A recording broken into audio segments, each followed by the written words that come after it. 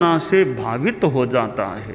आचार्य भिक्षु, कितनी उनमें तपस्या थी, कितनी साधना थी, जैसा इतिहास में हम पढ़ते हैं, कितना उनमें भाव का वेग था या कितनी निष्ठा थी।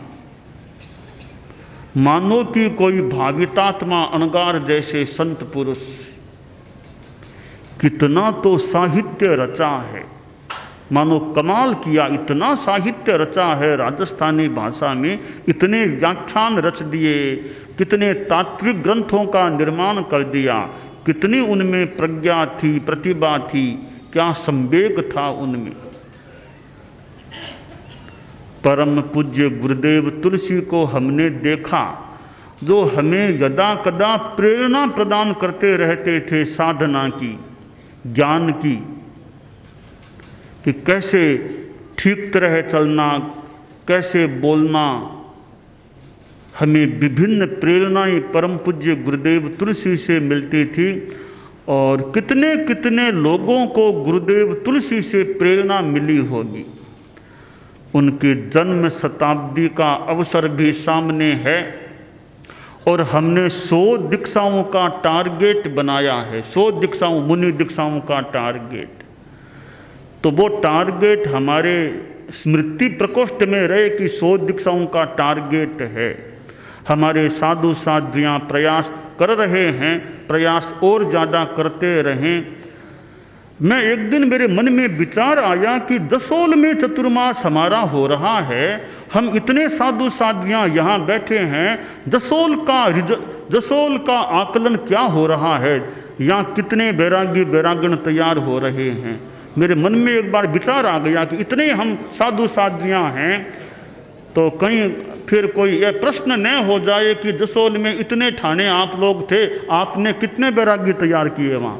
तो प्रश्न का जवाब क्या दिया, टापरा महोत्सव सामने आ रहा है, बाहर से भी साधु साधियाँ संभवतः मिलेंगे, वो हमारे गुरुकुलवासी साधु साधियों से प्रश्न कर लेंगे, इतने सिंगाड़े जसोल में साथ में रखे गए, इतने मूल गुरुकुलवास के थे, तो कितने बैरागी बैरागण तैयार हुए। तो हमारे साधु साधियाँ सोच लें फिर क्या जवाब दे पाएंगे वे बाहर के सिंगाड़ों को। तो जवाब फिर आप लोगों को ही देना पड़ेगा, तो जवाब की तैयारी करनी चाहिए, कैसे अच्छा जवाब उनको हम दे सकें।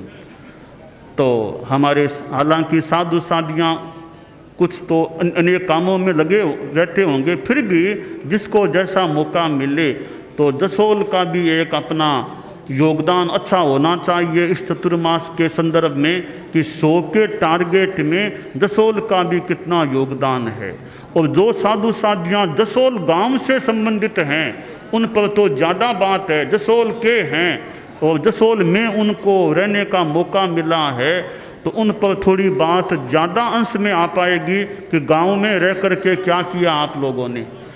तो इन प्रश्नों का भी जवाब हमको तैयार करना है और जवाब इतना बढ़िया दिया जा सके कि जिस जवाब से दूसरे भी प्रभावित हो सकें, इसमें भी ध्यान देने की अपेक्षा है। एक बैरागी को तैयार कर देना भी कितना बड़ा उपकार का काम होता है, एक आत्मा को तार देने की स्थिति में ला देना कितना बड़ा उपकार हो जाता है। तो यह भाग्य की बात होती है जिस आत्मा को साधुत्व प्राप्त हो जाता है। तो हम सभी साधु साध्वियाँ यथासंभव प्रयास करें। और शिवाणची मालानी में मैंने यह तो थोड़ा नोट किया है कि बालोत्रा और पचपदरा का तो योगदान हो रहा है। हमने 2 सिंघाड़ों को भेजा है, बालोत्रा में साध्वी ये लक्ष्य प्रभा जी का सिंघाड़ा जो टेम्परेरी सिंघाड़ा है, और पचपदरा में साध्वी हेमलता जी का टेम्परेरी सिंघाड़ा है।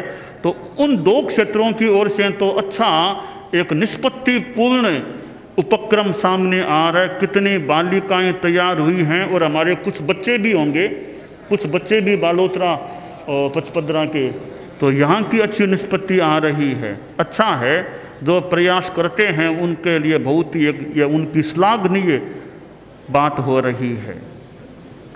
तो हम साधु साध्वियाँ जो साधना के पथ पर हैं, वे अपने इस मानव जीवन का अच्छा लाभ उठाने का प्रयास करें और मानव जीवन को धन्य बनाने का अभ्यास करें, तो हमारा यह जो साधु बनने का हमें अवसर मिला है और हम साधना कर रहे हैं, वो साधना हमारी जितनी संभव हो सके और ज़्यादा तीव्र गति वाली बन जाए और ज़्यादा उसमें एक निखार आ जाए, ऐसा प्रयास हमें करना है। तो हमारे साधु साध्वियाँ जो विभिन्न कार्यों में प्रवृत्त हैं, अपने अपने ढंग से अनेक साधु साध्वियाँ निर्जरा में कार्य में लगे हुए हैं, शुभ योग की प्रवृत्ति भी करते हैं। और साधु का जीवन तो अशुभ योग का तो त्याग युक्त जीवन है, अशुभ योग का तो साधु के त्याग होता है। अशुभ योग तो हमारे लिए सर्वदा सर्वकाल परित्यक्त हैं संकल्प के रूप में। तो वह संकल्प हमारे दिमाग में यदा कदा क्या निरंतर कोई अवचेतन में बना रहे, चेतन में बना रहे कि मेरे तो सर्व सावध्य योग के त्याग हैं, तो कहीं सावध्य योग की प्रवृत्ति मेरे द्वारा हो न जाए। तो यह एक चेतना प्रखर हो जाती है, तो फिर साधु बहुत ही अशुभ कर्मों से और पापकारी प्रवृत्तियों से अपना बचाव कर सकता है। हमारे पूर्वाचार्यों ने हमको कितनी प्रेरणाएं दी है, हम जयाचार्य को याद करें, कितनी शिक्षाएं हमें जयाचार्य के गीतों में प्राप्त हो सकती है। तो हमारे पुरखों ने जो हमें दिया है, हम अपने पुरखों को याद करते रहें और वर्तमान को भी याद रखें। तो जो हमें प्रेरणा सुंदर मिली है, मिल रही है, उस पर मनन करने का प्रयास करें और अपने आप को साधना से भावित करने का अभ्यास करें। तो आज चतुर्दशी का दिन भी है, हाजरी का दिन भी है, और हाजरी का प्रथम घोष है सर्व साधु साध्वियाँ, 5 महाव्रत, 5 समिति और 3 गुप्ती की अखंड आराधना करें। बस यह हमारा एक जीवन है, बस हमारी वो संजीवनी घुंटी कह दें, जीव जड़ी कह दें, प्राण कह दें, वो यह है 5 महाव्रत, 5 समितियाँ और 3 गुप्तियाँ। हम इनकी आराधना में जागरूक रहें, तो यह हमारा जीवन है। और जितनी हमारी जागरूकता इनके प्रति रहेगी, हम उतने ही साधना में प्रखर बन सकेंगे, आगे बढ़ सकेंगे और आत्मा का कल्याण कर सकेंगे।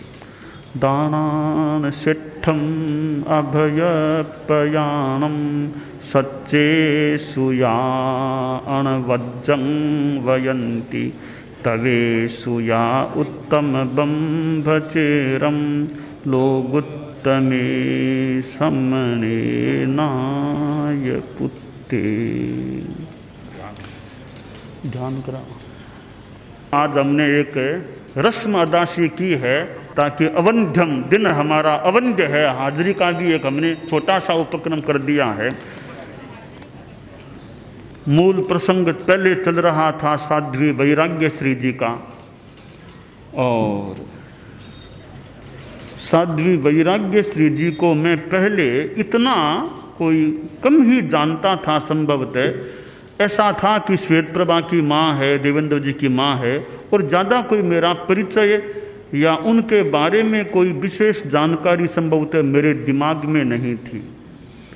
मैं सोचता कि सामान्य सी साध्वी है वैराग्य श्री, इसी रूप में मेरे दिमाग में संभवतः धारणा थी। पर इस बार मैंने उनको थोड़ा निकटता से देखा, और निकटता से देखा तब मेरी धारणा थोड़ी आगे बढ़ गई और मैंने सोचा कि कोई सामान्य साध्वी नहीं है, थोड़ी विशिष्ट साध्वी है वैराग्य श्री जी, एक समझदार महिला है, साध्वी है। इस रूप में मेरे मन में धारणा बनी उनके बारे में। और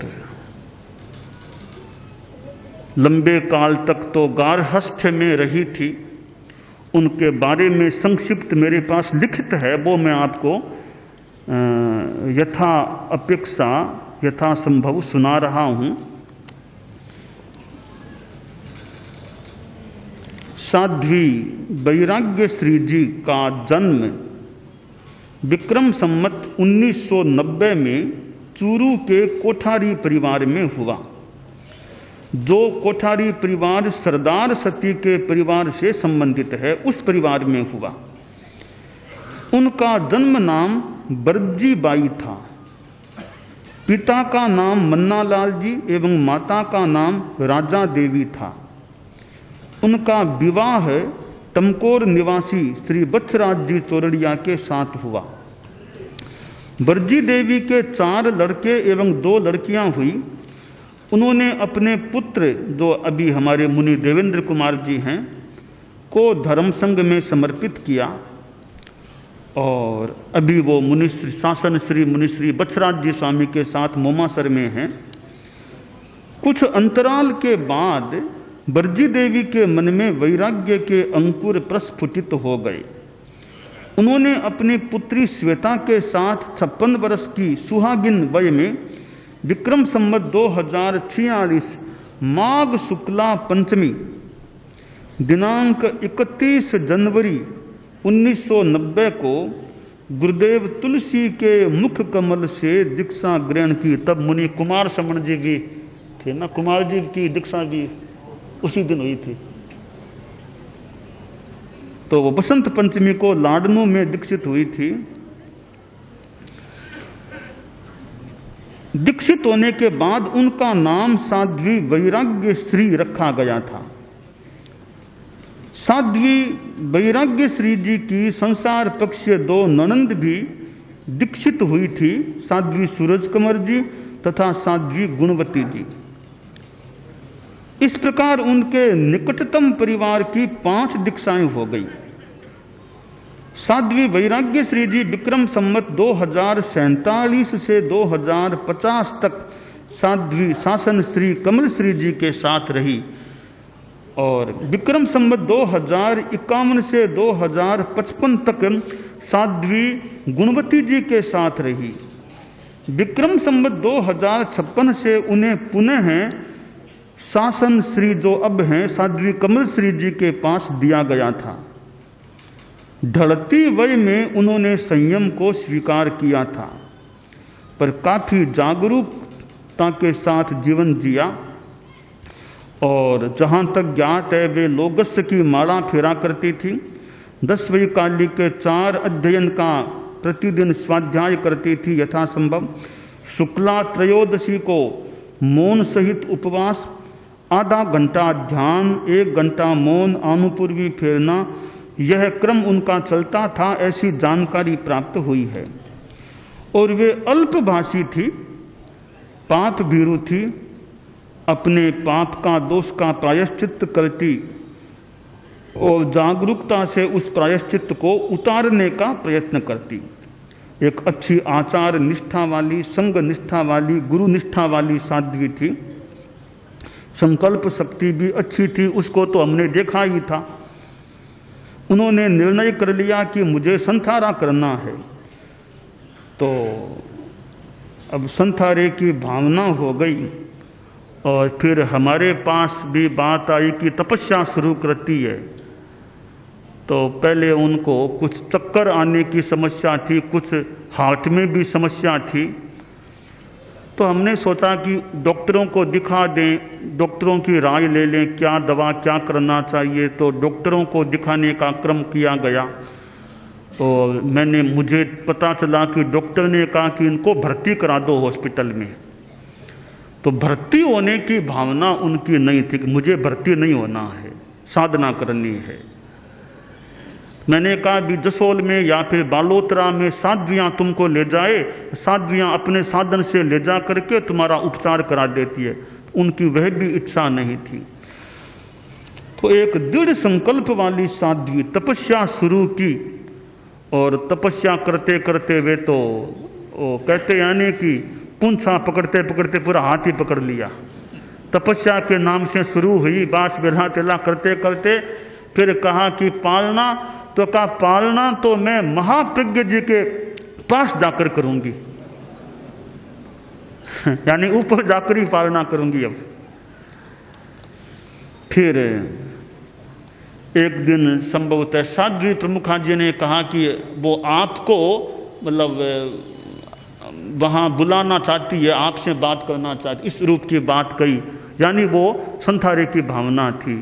तो फिर मैं उनके वहाँ गया, जाकर के उनके पास बैठ गया वहाँ नीचे। तो उनकी भावना संथारा लेने की, तो उस समय साध्वी प्रमुखा जी वहाँ उपस्थित नहीं थी कुछ देर तक। तो मैंने कोई बात का निर्णय तो दिया ही नहीं था, मैं सुनता रहा। संभवतः बाद में साध्वी प्रमुखा जी भी पधार गई थी। तो उनकी बात मैंने सुन ली। फिर सुना कि परिवार के लोग बचराज जी आदि भी आने वाले ही हैं। तुम पूछा कब आएंगे, तो कहा थोड़ी देर बाद पहुंचेंगे। तो मैंने सोचा अभी इस बात को आगे नहीं बढ़ाना, बचराज जी भी आने वाले हैं तो वे भी पहुंच जाएं। तो उस दिन फिर मैं वापस ठिकाने आ गया। फिर अगले दिन वापस साध्वियों के ठिकाने में, यानी वैराग्य श्री जी जहाँ है वहाँ गया। यानी वैराग्य श्री जी को साध्वी प्रमुखा जी के प्रवास स्थल में ला दिया गया। मैं वहाँ गया जहाँ साध्वी प्रमुखा जी विराजती, वहाँ गया। तो वहाँ साध्वियाँ थी, लोग भी थे। तो फिर उनका पहले भी कुछ जांच की, फिर बातचीत कुछ चली होगी, और फिर लगा कि अब इनकी भावना है और शरीर स्वास्थ्य भी कुछ कमज़ोर है, इतना अनुकूल नहीं है। तो फिर संभवतः मैंने श्रद्धेय मंत्री मुनिश्री से भी पूछा, बात की कि उनकी भावना है। तो मंत्री मुनिश्री से भी बात कर ली थी, और फिर उनको मैंने अपने ढंग से संथारा पचका दिया। मैंने पहले तो यह कहा कि देखो संथारा की बात क्यों करती हो, चौमासा पूरा हो जाए मैं तुम्हारा सिंगाड़ा कर देता हूँ, तुमको अगवानी बना देता हूँ। श्वेत प्रभा तो एक श्वेत प्रभा और कुछ साध्वियों को साध्वी प्रमुखा जी तैयार कर दे, और मैं कई साध्वियों को साथ दे करके तुमको गाँव में बिचरा देता हूँ, अभी बिचरो, गाँव में काम करो। कहा नहीं, मुझे तो बिचरना नहीं है। तो यानी उनको कहा, पर उन्होंने इन बातों को स्वीकार नहीं किया। तो फिर हमने सोचा अब जिनको कल्याण की दिशा में आगे बढ़ना है तो फिर हमको भी सहयोग करना चाहिए किसी के कल्याण में। तो मैंने विधिवत उनको टिविहार अनशन का प्रत्याख्यान, तपस्या के 8वें दिन विक्रम संवत 2069 प्रथम भाद्रपद कृष्णा 14 को, यानी प्रदूषणा लग गया था ना, प्रदूषणा लग गया था, हाँ हैं 14 को। फिर वो तपस्या में थी, फिर भी वो खड़ी हुई, खड़े होकर के उन्होंने, और मैंने दिशा के अनुसार पूर्व और उत्तर दिशा के हिसाब से फिर उनको संथारे का प्रत्याख्यान करा दिया। तिबिहार संथारे के रूप में संकल्प त्याग करा दिया, और फिर उनका संथारा आगे बढ़ता रहा। और श्रद्धेय मंत्री मुनिश्री ने भी 2 बार उनको दर्शन दिए, वहाँ पधारे। और भी हमारे संभवतः सभी संत, कोई भी संत ऐसा मेरे ख्याल में नहीं होगा जो उनके पास नहीं पहुँचा है। अनेक बार गए वो, कम से कम एक बार तो मेरे ख्याल से मुनि विवेक से लेकर के ठेठ श्रद्धेय मंत्री मुनिश्री तक हर प्रत्येक साधु संभवतः उनके पास पहुंच गया था। हमारे संतों ने बड़ी कृपा की, उनको दर्शन दे दिए उनको। खैर साध्वियों का तो ठिकाने वहाँ है ही आसपास में, और संत भी काफ़ी उनके पास यदा कदा हमारे साथ या कुछ अलग भी ऐसे गए जाते रहे। वो तो छोटी बात है, एक साध्वी जो इतना बड़ा त्याग कर रही है, उसके सामने ये तो थोड़ी सामान्य सी बातें हैं।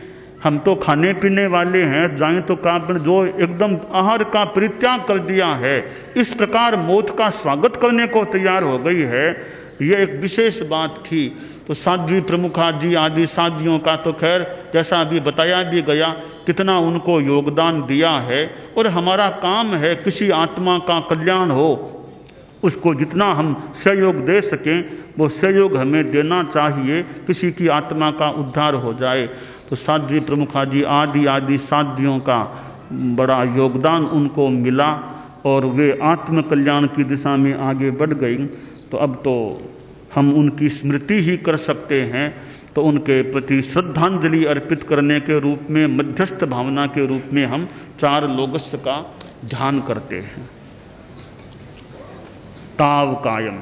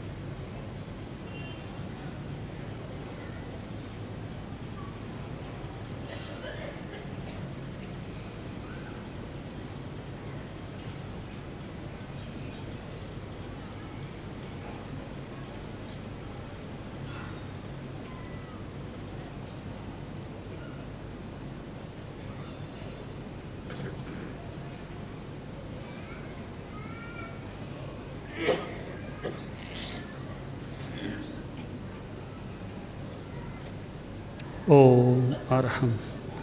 श्वेत प्रभा को अभी अच्छा मौका मिल गया माँ के साथ रहने का, अंतिम समय तक, अंतिम दिन तक माँ के साथ रह गई। अच्छा है, माँ की सेवा करनी चाहिए। अब साध्वी प्रमुखा जी थोड़ा। परम पूज्य आचार्य प्रवर का जब से जसोल में चातुर्मासिक प्रवास के लिए पधारना हुआ है, तब से यहाँ प्रतिदिन उत्सव हो रहा है, ऐसा प्रतीत होता है। कार्यक्रमों की एक लंबी श्रृंखला गुंथी हुई सी है। प्रायः निरंतर बाहर से लोगों का आगमन होता है। कुछ लोग अकेले आते हैं, कुछ परिवार के साथ आते हैं और कुछ सामूहिक रूप में संघबद्ध होकर आते हैं। और ऐसा मानना चाहिए कि एक तरह से धर्म का महान यज्ञ हो रहा है। नए नए कार्यक्रम हो रहे हैं। देखने वाले लोग आश्चर्यचकित रहते हैं। जो बहिर्बिहारी साधवियाँ इस बार परम पूज्य आचार्यवर की उपासना में है, उन्हें भी आश्चर्य होता है कि रोजाना इतने लोगों की भीड़ रहती है। तो यह तो पूज्यवर का आकर्षण है। और हमारे तेरापन धर्म संघ की एक विशेषता है कि पूरा देश विदेश सब एक केंद्र के प्रति समर्पित है। सब लोग इसे ही अपना तीर्थ मानते हैं, इसे ही धाम मानते हैं, इसलिए निरंतर आवागमन जारी है। तो उन कार्यक्रमों में एक विशिष्ट कार्यक्रम यहाँ परम पूज्य की मंगल सन्निधि में हुआ। साध्वी श्री वैराग्य श्री जी का संथारा। यहाँ जब आचार्यवर का पदार्पण हुआ और साध्वी वैराग्य श्री जी आई, उस समय संभवतः उनके मन में ऐसी कोई भावना नहीं होगी, पर इसे क्या कोई ऐसा ही विचित्र संयोग था। थोड़ी सी शारीरिक अस्वस्थता में उनके मन में विकल्प उठा, विचार आया और जैसा कि भी पूज्यवर ने फरमाया, उन्होंने तपस्या शुरू की और तपस्या के साथ उनके परिणाम बढ़ते गए। और बढ़ते चढ़ते भावधारा में परम पूज्य ने अनुग्रह करके उन्हें अनशन करवाया। तो जैन परंपरा में अनशन का बड़ा महत्व है। भगवान महावीर ने साधु और श्रावक दोनों के लिए 3-3 मनोरथ बताए हैं। शुरू के 2 मनोरथ अलग अलग है, पर तीसरा मनोरथ दोनों का एक है, वह अपश्चिम मारणांतिक संलेखना की आराधना। तो हर साधु और हर श्रावक के लिए प्रतिदिन यह अनुचिंतन करणीय है कि उसकी जीवन यात्रा का समापन संलेखना संधारे के साथ हो। तो ऐसा सोचना तो सबको ही है, लेकिन जिन व्यक्तियों को ऐसा सौभाग्य मिल जाता है वे व्यक्ति कृतार्थ हो जाते हैं, अपने जीवन को सफल बना लेते हैं।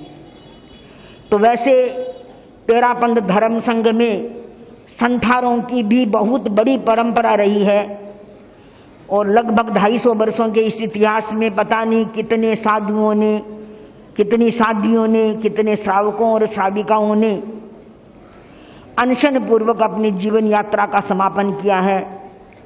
और उसमें भी कुछ अनशन तो इतने प्रभावी हुए हैं, इतने चमत्कारिक हुए हैं कि उसे पूरे जैन शासन की प्रभावना हुई है। साध्वी श्री वैराग्य श्री जी के अनशन काल में भी संभवतः हजारों लोगों ने उनके दर्शन किए, उनके जीवन से, उनके त्याग से, उनके अनशन से प्रेरणा प्राप्त की। और आप सब लोगों ने सुनाई परम पूज्य आचार्यवर की कितनी बड़ी कृपा रही। एक आचार्य के जिम्मे कितने काम होते हैं, उन सब कामों में भी पूज्यवर ने वरीयता दी साध्वी श्री वैराग्य श्री जी के अनशन को और प्रतिदिन उन्हें दर्शन और उपासना का लाभ दिया, उनको सुनाया, आगम के वाक्य सुनाए, 24 सुनाई, भक्तामृत सुनाए, पता नहीं क्या क्या सुनाया। तो ऐसा सौभाग्य तो कोई विशिष्ट भाग्यशाली को मिलता है और इस सौभाग्य को देखकर हमारी साथियों की इच्छा हो रही है कि हमारा भी अंतिम समय ऐसा ही आए तो अच्छा है। और साध्वी कल्पलता जी ने तो कल संभवतः आचार्यवर को यह प्रार्थना भी कर दी कि हमें भी ऐसा मौका बख्शाना। तो भावना सबकी रहती है कि हमारी जीवन यात्रा का समापन गुरु चरणों में हो और गुरुदेव के मुखारबिंद से हम संथारा स्वीकार करें और इस प्रकार हमें गुरुदेव का संबल मिले।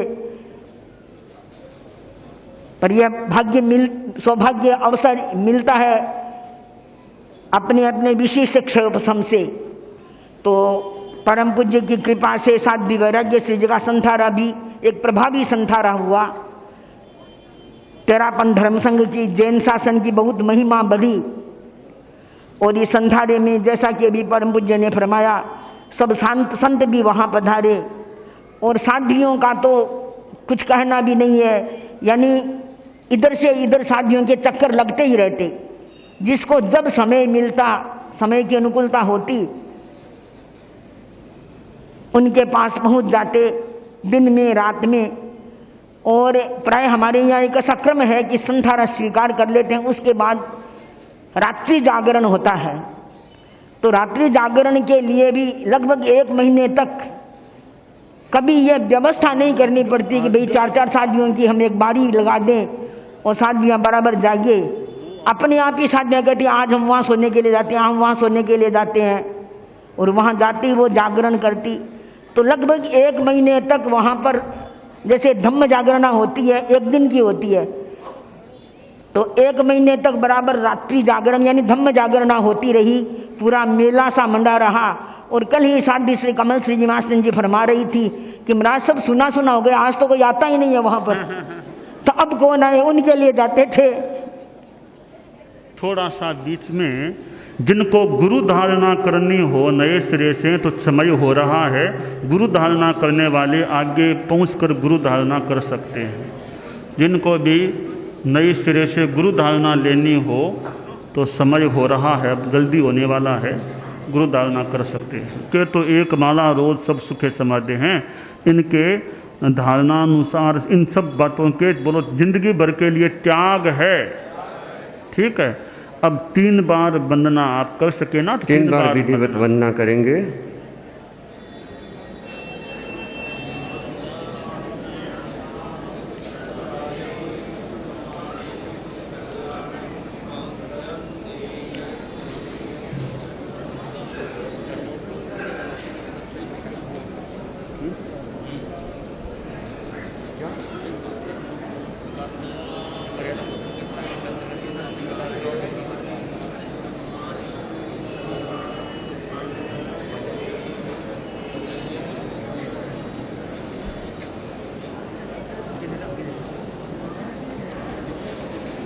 बंदे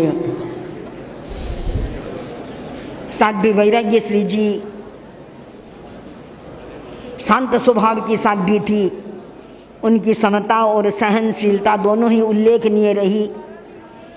अनशन काल में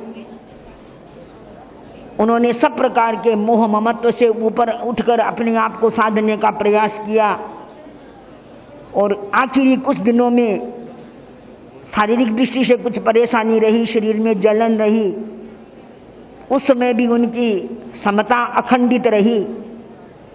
तो उन्होंने अपने जीवन से, अपनी विशेषताओं से भी दूसरों को प्रेरित किया है। और मुझे लगता है कि इस अनशन से सबसे बड़ा लाभ मिला है चौरड़िया परिवार को। चौरड़िया परिवार के 2 सदस्य इनकी दीक्षा पर सहमत नहीं हो रहे थे और संथारे के समय भी उनकी थोड़ी थोड़ी असहमति सी, मानसिक असहमति सी थी। लेकिन इस अवसर का उन्होंने प्रत्यक्ष रूप से निदर्शन किया, अपनी आंखों से देखा और ऐसा लगता है कि वे पूरे के पूरे बदल गए। 1 महीने में उन्होंने आचार्यवर की जिस कृपा को देखा, साधु साधियों के अहोभाव को देखा, उनकी सेवा को देखा, तो पूरे परिवार पर एक विशेष प्रभाव पड़ा है। और ऐसे ही प्रसंग होते हैं जब परिवार के चिंतन में, उनके विचारों में अंतर आता है। अब तो संभवतः चौरड़िया परिवार में कोई दीक्षा लेने के लिए तैयार होंगे तो जल्दी अनुमति दे देंगे। तो यह पूज्यवर के मंगल सानिध्य में जो एक महत्वपूर्ण काम हुआ, उन्होंने अपने मृत्यु को महोत्सव मनाया। वैसे तो साधु की मृत्यु महोत्सव है ही, लेकिन अनशन पूर्वक अपनी जीवन यात्रा का समापन कर एक उदाहरण पेश किया, सब लोगों को प्रेरित किया। तो सब लोग उनके अनशन से भी प्रेरित होकर भी पूज्यवर ने फरमाया कि जसोल में हम लोग क्या कर रहे हैं यह देखना है। तो वास्तव में ही जहाँ इतने साधु साधियाँ हैं और उस जसोल में, जसोल के आसपास से मुमुक्षु भाई बहनें तैयार हो और जसोल में तैयार नहीं हो तो एक प्रश्न चिन्ह खड़ा होता है। तो आज आचार्यवर की सीधी प्रेरणा मिली है जसोल के श्रावक श्राविकाओं को। यहाँ भी कुछ बच्चियाँ तैयार हैं, लेकिन अभी अभिभावक पूरे मन से उन्हें स्वीकृति नहीं दे रहे हैं। तो आचार्यवर की प्रेरणा काम करेगी और अभिभावकों के मन बदलेंगे और वे बच्चे भी अपने निर्णय पर दृढ़ रहेंगे, पक्के रहेंगे। तो आचार्यवर का जो एक है लक्ष्य कि जसोल का भी हमारी इस योजना में पूरा योगदान होना चाहिए, तो वह योगदान भी प्रकट हो सकेगा इसी भावना के। जम्बू जम्बू है नहीं वो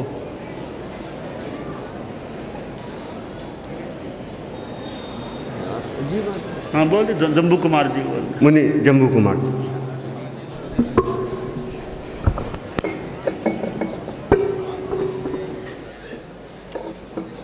कई सदस्यों को दिया चौरड़िया परिवार ने। इनके बत्सराज जी के परिवार से कई सदस्य हो गए हैं। तो मुनि देवेंद्र कुमार जी के भी संवाद आए थे।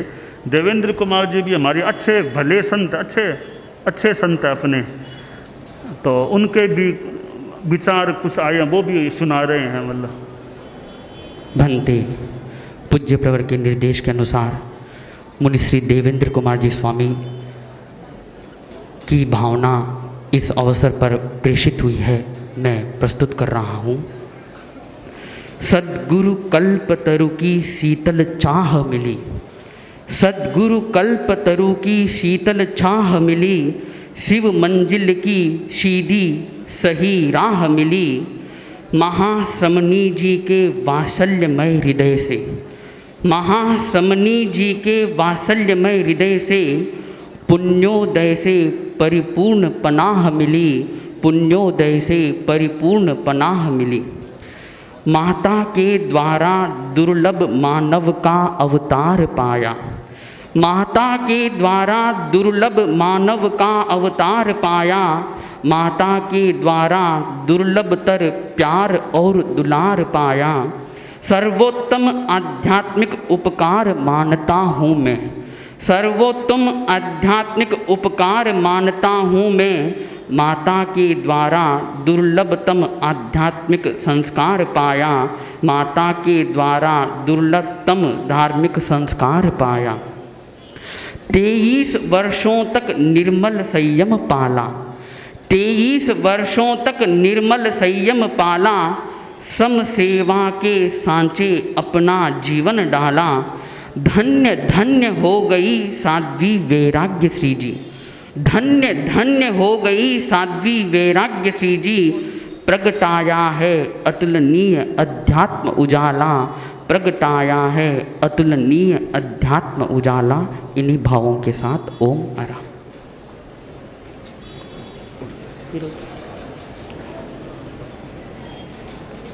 मंगल पाठ। और जिन किसी भाई बहनों को तपस्या का